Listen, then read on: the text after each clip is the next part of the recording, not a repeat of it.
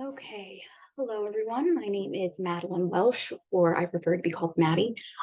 First of all, I will be presenting my first case study.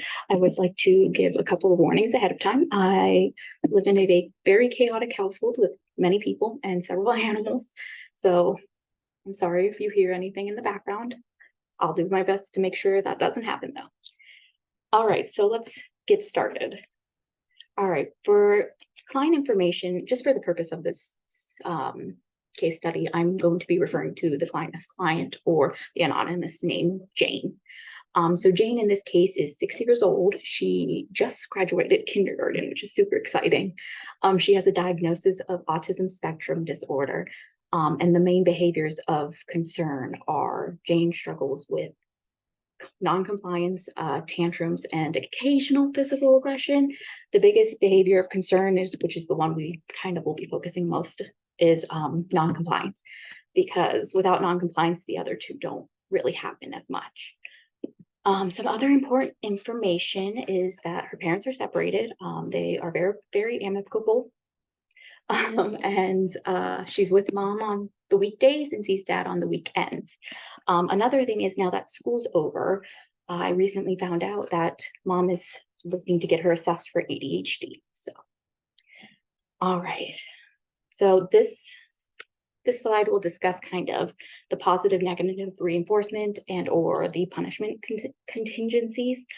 This will touch on B4 and B6, I believe.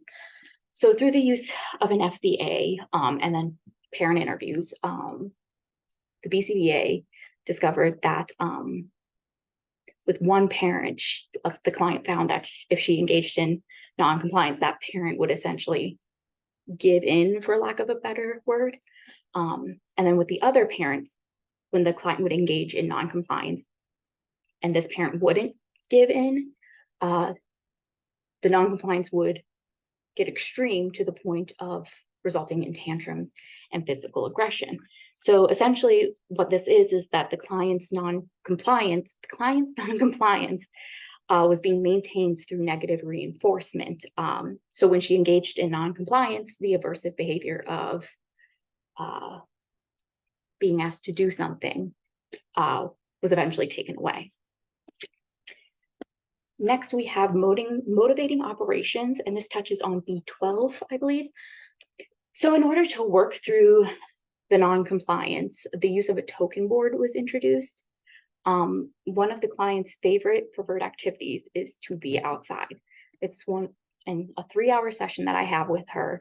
She asks to go outside consistently, constantly. And before, she was allowed to kind of go outside whenever she wanted. It was unrestricted access. So now in order to gain access to play outside, the client would have to earn tokens. So by removing that unrestricted access to outside, the client desire would increase, in turn, increasing motivation to earn tokens, aka the MO and intervention kind of all in one. So the intervention plan was a little complicated, to be quite honest. Not at first, but we'll get there. So in order to gain tokens, the client would have to comply with any sort of instructions and complete necessary chores or routines in order to gain access. So for example, if a parent asked her to clean up her toys, in order to earn a token, she would have to clean up the toys. If client was asked to wash her hands before dinner, in order to earn that token, she would have to comply with that instruction. So any activities during session as well. So like any activities that we're working on, any lessons, exemplars, in order to earn that token, she would have to comply with those. So the schedules of reinforcement was set up that Jane would need to earn a total of 8 tokens in order to receive outdoor playtime. This was decided after a lot of trial and error.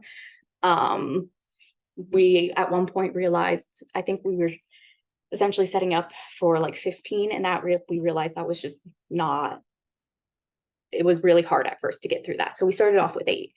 And the reinforcement is as follows. When a token is earned, verbal praise would be given. And this client is someone who excels with verbal praise. She loves she's a words of affirmation girl. She loves that verbal praise. So that really helped in our case.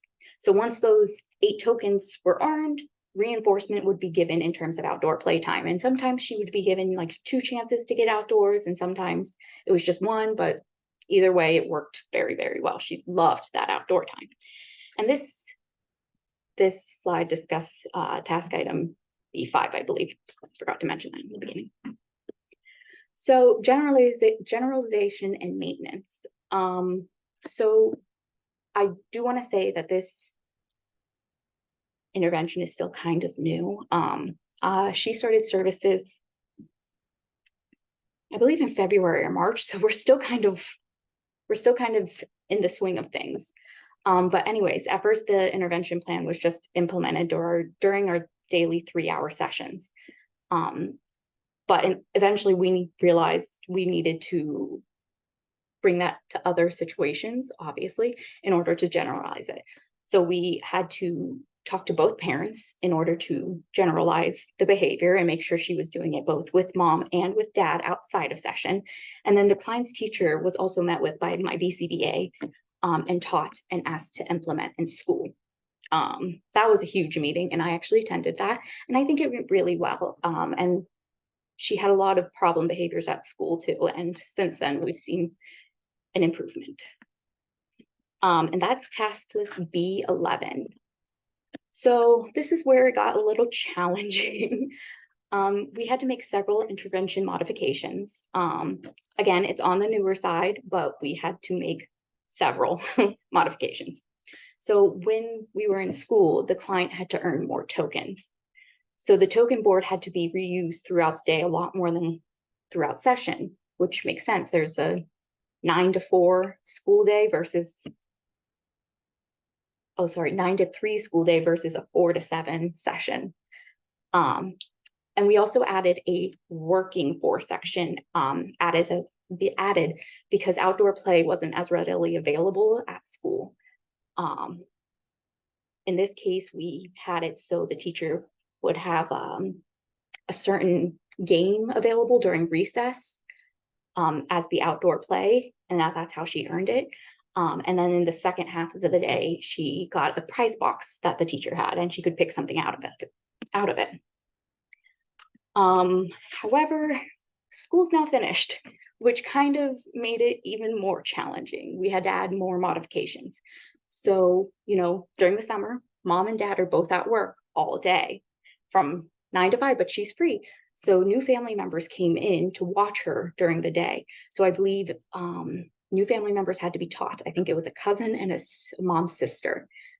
And then we also kind of continued the working for section, because while outdoor play continues to be a very high motivator, with all that summertime, like being outside, we were very worried that was going to kind of die down a little bit. So the working for section was kept, and some examples of new items, and we basically told mom and dad and those involved that it could really be anything that was like super high motivating for her. So for example, she really loved her desserts. Her favorite dessert was strawberries and whipped cream. So working for that, or visiting grandma. She loved visiting grandma, so working for that. She likes TV time. Her parents are the type of people who keep TV time on the lower end, which really works in terms of MOs, because it made her more willing to work for that TV time. Same with playing soccer with parents. They're tired after they get home from work, so she's more willing to work towards that. But those were most of the modifications. Again, it was a bit challenging because of how many people were brought in, because of the changing schedules for everyone. But so far, I think it's going really, really well. Let's see. Again, it is still newer. We just started the summer schedule, so we'll see if there's anything new coming on anytime soon. I do believe once she gets assessed for ADHD, she might join a social skills group as well. So who knows how that'll go, and who knows what more modifications we need. However, in total, in general, we have seen a decrease in behavior, which we're super excited about. Again, the challenges overall were consistency from all involved. Some were more willing and able to really stick to that schedule. And then 2, the schedule changes from school to family members. And then 3, finding more reinforcers that really had a good MO. Because outdoor time was such a big one for her. With the summer being introduced and with her being able to go back outside almost all day, every day, we had to find new ones. And I think that's pretty much it. Well, apparently forgot to add a end slide, but anyways, that is it. Thank you.